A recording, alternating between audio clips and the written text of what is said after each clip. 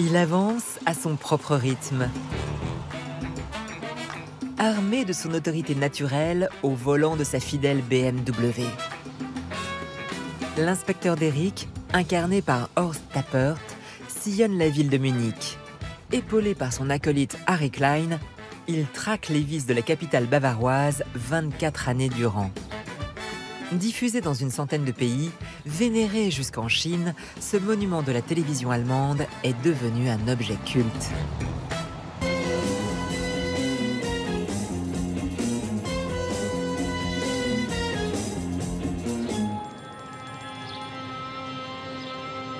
Souvent moquée pour son esthétique terne et figée, la série incarne pourtant le summum de la modernité lors de sa première diffusion au mi-temps des années 1970.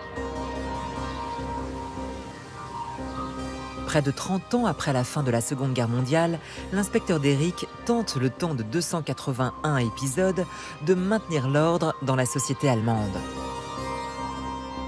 En bon père de famille, ce flic non violent veille sur ses concitoyens dans la très bourgeoise et respectable ville de Munich. À des centaines de kilomètres de Berlin, capitale tumultueuse et divisée, Derrick traverse les années, imperturbable, révélant une autre image de l'Allemagne.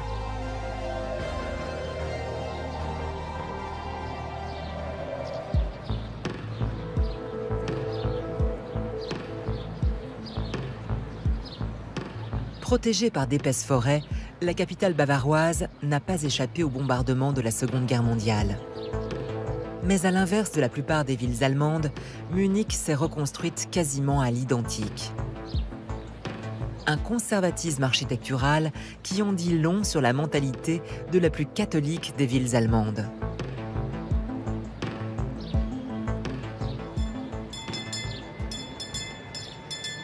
Ce n'est probablement pas un hasard si le commissariat de police, QG du célèbre inspecteur, est situé dans un ancien monastère. C'est là que se trouve le célèbre bureau avec le numéro 311, là où Stefan Derrick et Harry Klein mènent leur enquête. Dès le départ, les tournages se déroulent ici, dans les couloirs, dans les escaliers. Le bureau lui-même se trouve bien sûr dans un studio de tournage, mais c'est exactement le même qu'ici. Il a été reproduit à l'identique. Depuis les années 20, Munich est réputé pour ses studios de cinéma qui ont attiré les plus grands réalisateurs. Avant Derrick, les lieux accueillent déjà le tournage du Commissaire, le feuilleton noir et blanc de la ZDF, la deuxième chaîne publique allemande. C'est le rendez-vous familial du vendredi soir, le Krimi, une série policière où sexe, action et violence sont bannis. Mais au début des années 70, un dépoussiérage s'impose pour concurrencer l'arrivée des séries américaines. Pour Derrick, il était clair qu'il voulait tourner la série entièrement en couleur. C'est pratiquement le chancelier Willy Brandt qui a appuyé sur le bouton pour lancer la télévision en couleur depuis la tour de transmission de Berlin.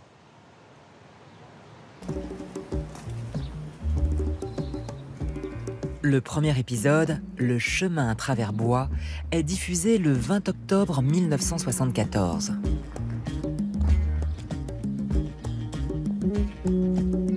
Au générique, on retrouve Herbert Reinecker, le scénariste déjà aux manettes du Commissaire. Adultère, captation d'héritage, drogue, prostitution, ces intrigues au suspense supportable traquent les perversions urbaines du XXe siècle. C'est un auteur qui écrit un épisode complet en moins de 10 jours. Les épisodes étaient très bien écrits. C'étaient des histoires passionnantes, des histoires, soit dit en passant, dont la véracité a été contrôlée ici, dans le quartier général de la police, afin de savoir à quel point les scripts étaient authentiques. L'inspecteur Derrick apparaît comme ce garde-fou puritain, un brin sermonneur, garant des valeurs de l'opulente bonne société munichoise.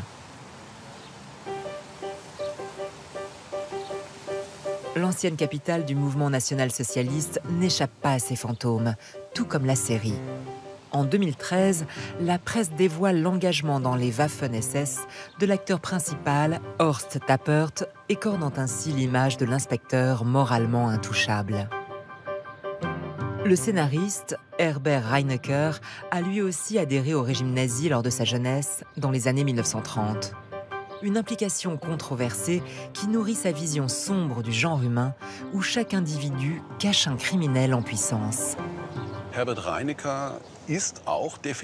Herbert Reinecker s'est laissé complètement séduire par le Troisième Reich. Il a notamment écrit des livres et des articles pour la jeunesse hitlérienne, par exemple. Mais après la guerre, il a reconnu ses erreurs et a considéré les théories et l'idéologie du régime comme étant complètement fausses. On peut lire dans ses scripts qu'il tente de surmonter son passé, de réfléchir sur la question du mal et de rétablir une certaine justice. Ce sentiment de culpabilité submerge son personnage principal, dont l'obsession est de faire triompher le bien. Dans cette lutte contre le chaos, Derrick est un homme de terrain qui troque régulièrement le confort de son bureau pour celui de sa BMW. Son modèle série 5 imprègne le feuilleton de l'esthétique des années 1970. Fondée à Munich, la marque automobile qui a assis son envergure industrielle transporte encore aujourd'hui la police bavaroise. Il y a cette phrase devenue culte. Harry, va chercher la voiture. La voiture est bien sûr son propre petit royaume dans lequel il trouve un peu d'intimité, tant que la radio de la police ne babille pas. Il est plutôt rassurant que sur les 281 cas, je crois que seuls 2 restent non résolus. Cela façonne une image de Munich. À la fin, Munich était en fait considérée comme la ville la plus sûre, car tous les cas étaient toujours résolus à la télévision. Cette ville, toujours réputée pour être l'une des plus agréables à vivre en Europe, la série en dresse toutefois un portrait aseptisé.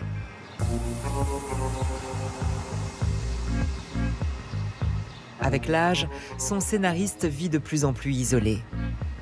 Au fil des épisodes, Derrick véhicule la vision de cet homme vieillissant qui ne connaît de la société allemande que ce qu'il en lit dans les journaux.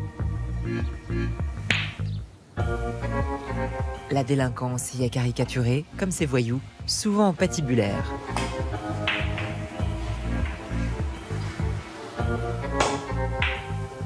Dirk Galouba est l'un des acteurs les plus récurrents dans la série.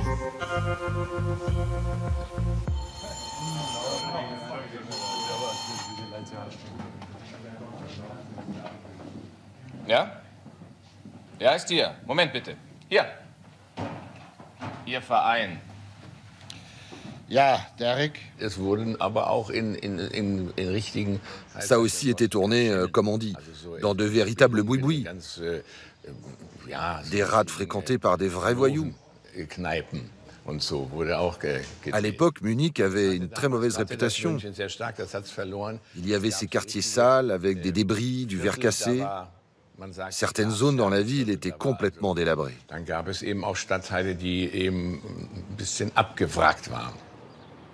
À la criminalité, l'inspecteur Derrick oppose son comportement sans faille. Il ne fume pas, ne boit qu'occasionnellement et exclusivement de la bière.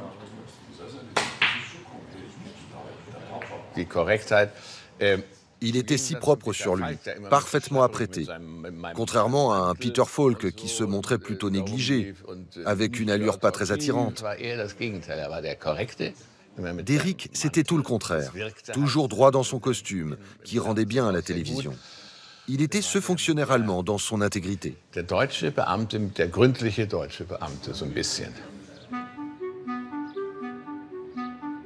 Cette allure rigide incarne une certaine idée de l'élégance. Les costumes de l'inspecteur Derrick proviennent de l'une des adresses les plus chics de la ville. Des costumes bien trop onéreux pour le traitement d'un fonctionnaire allemand. Fondée après la Seconde Guerre mondiale, cette maison de couture s'est imposée en habillant l'entrepreneur, figure de réussite de l'Allemagne du miracle économique.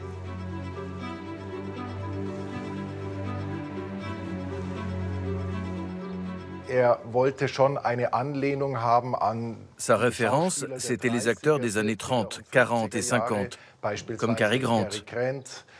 Et pour être parfaitement habillé, il fallait aller chez un tailleur. Ce qu'il appréciait surtout, c'était la veste double boutonnage. 2 boutons, pas 3. Car avec 2 boutons de fermeture, ça permet d'avoir une longue silhouette qui donne un aspect plus mince. Was ihn auch noch schlanker zur Geltung bringen sollte. Le client munichois est totalement différent de celui de Hambourg ou de Düsseldorf. Il met plus d'efforts dans tout ce qui concerne l'habillement. Les vêtements ont une importance significative. Ici, à Munich, nous sommes très influencés par l'Italie. Et c'est pourquoi nos rues sont beaucoup plus élégantes, beaucoup plus belles que dans d'autres villes allemandes.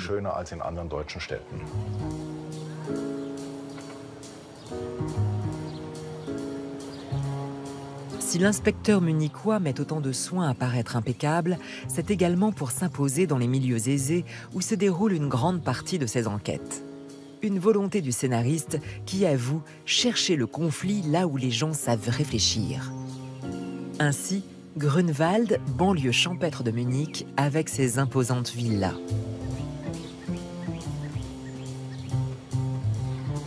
Plutôt que les scènes d'action ou des interrogatoires musclés, la série préfère s'appesantir sur l'univers de ses personnages. Derrick est ce gentil policier empathique qui fait irruption dans l'intimité des grandes familles. Dans les scripts de Reinecker, il y avait souvent de la cupidité et de la tricherie en jeu. Et cela se passe la plupart du temps dans ces milieux situés en zone résidentielle. Vous êtes relativement proche de l'Isar. C'est une vision idyllique de la Bavière ici. Les gens veulent avoir la paix et leur tranquillité, vivre à la campagne tout en étant proche de la ville. Un bout d'Allemagne fixé au formol qui échappe aux grands bouleversements de son époque.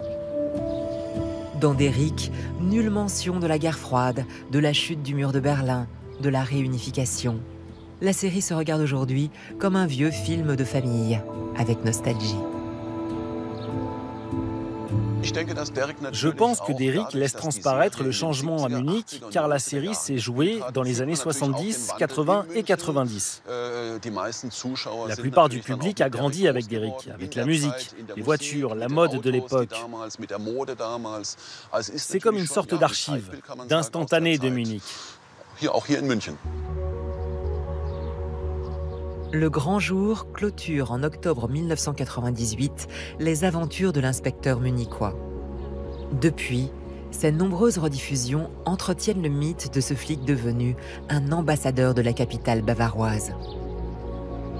Pas question cependant pour Derrick de prendre sa retraite, ou pire, d'être tué par son scénariste. L'inspecteur se trouve muté à la Superpolice Europol à Bruxelles. On ne tue pas si facilement un super-héros ordinaire.